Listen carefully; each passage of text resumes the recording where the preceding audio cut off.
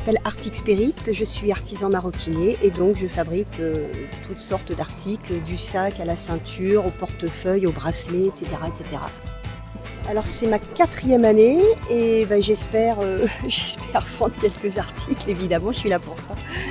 Alors moi je suis Isabelle Taillard, Moher du Mélois.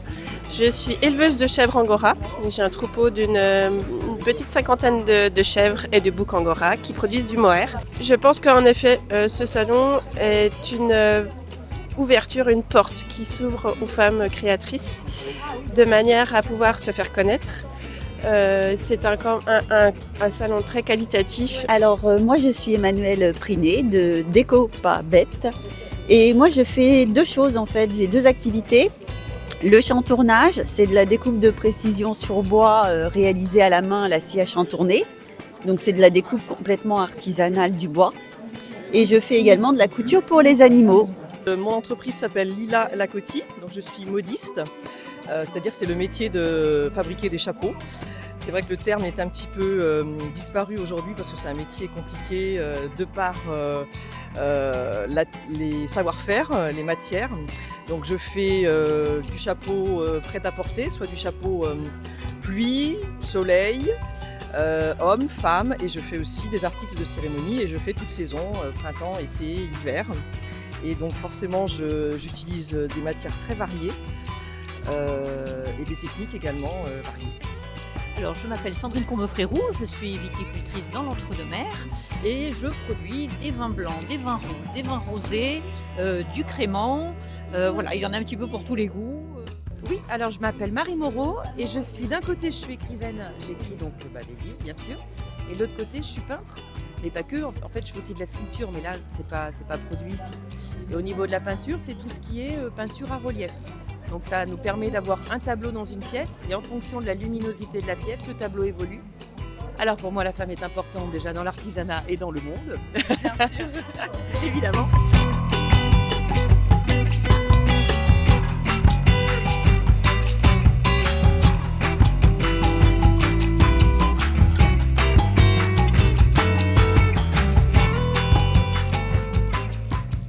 Le Salon des femmes contribue-t-il au dynamisme culturel et économique de la ville d'Angoulême ?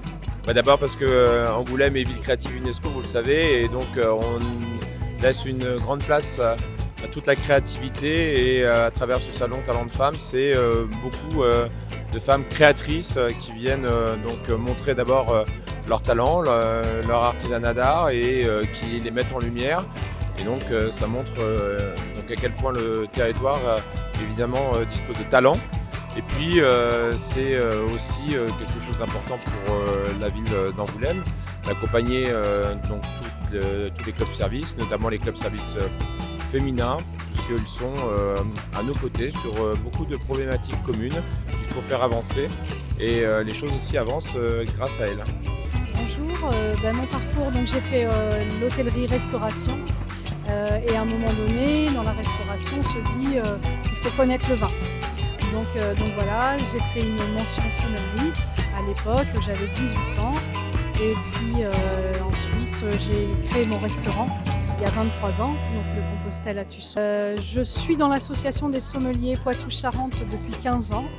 À l'époque, j'étais timide, réservée, une jeune fille, d'où mon ancien président.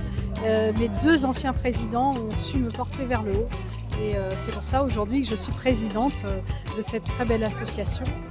C'est un honneur pour moi aujourd'hui d'être là aujourd'hui, ça c'est sûr. Et pour représenter le vin, en effet, il y a une seule dame qui représente une maison de vin, celle du Bordeaux. Voilà, mais c'est voilà également, c'est un honneur. Voilà aujourd'hui d'être ici. En effet.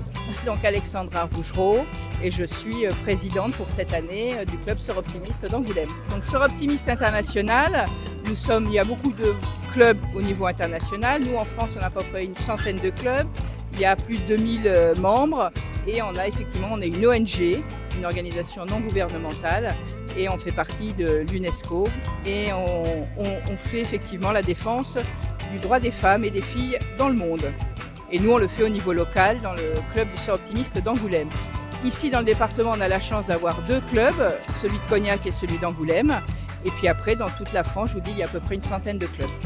Alors, ce salon Talent de Femmes, eh bien, il existe depuis, en fait, cette année le 10e anniversaire. Donc, ça fait donc 10 ans.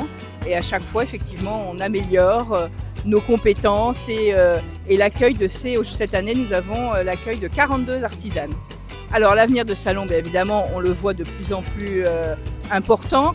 C'était vraiment un événement qui est maintenant ancré dans la ville d'Angoulême. On remercie d'ailleurs la mairie qui nous donne gracieusement ce lieu de l'UNES. De toute manière, on ne pourra pas accueillir plus d'artisanes, c'est un lieu assez contraint.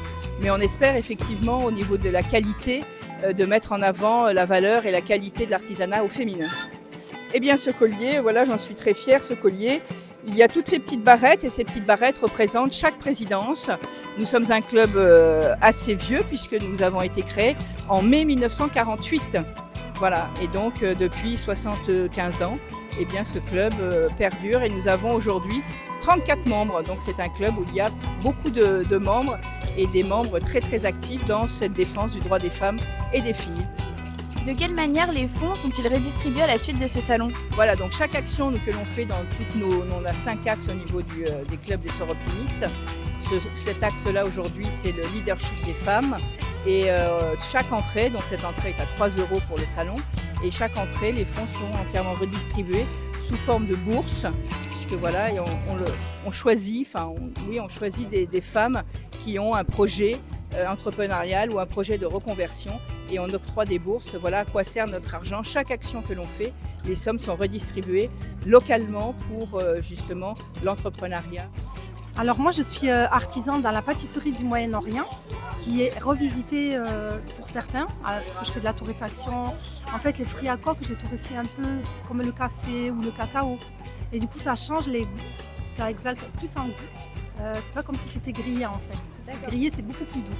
Et donc il y a un peu de tout. Vous avez du macroute à la date, ou à la corne de gazelle, à menthe fleur d'oranger, à la noix de coco.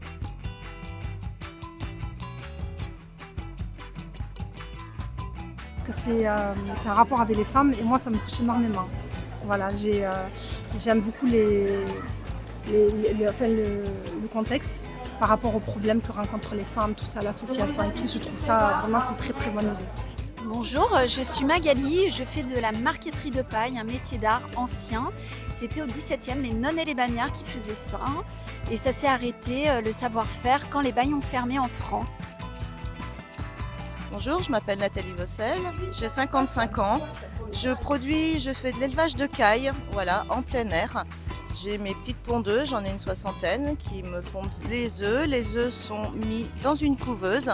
Et ensuite, j'élève mes petites volailles jusqu'à l'abattage où c'est mon gendre qui fait du canard gras sur la région de Poitiers.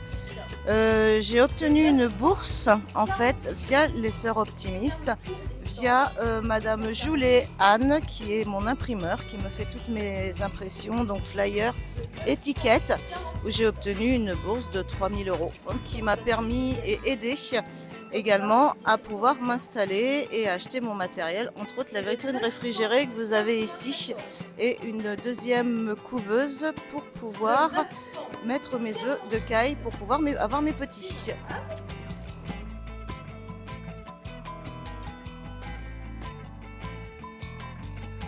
Alors, je m'appelle Clara, j'ai 23 ans, je suis actuellement en BP première année au CFA de Cognac. Donc en fait ma venue a été proposée par une de mes professeurs afin de représenter notre métier et d'en faire bénéficier des personnes.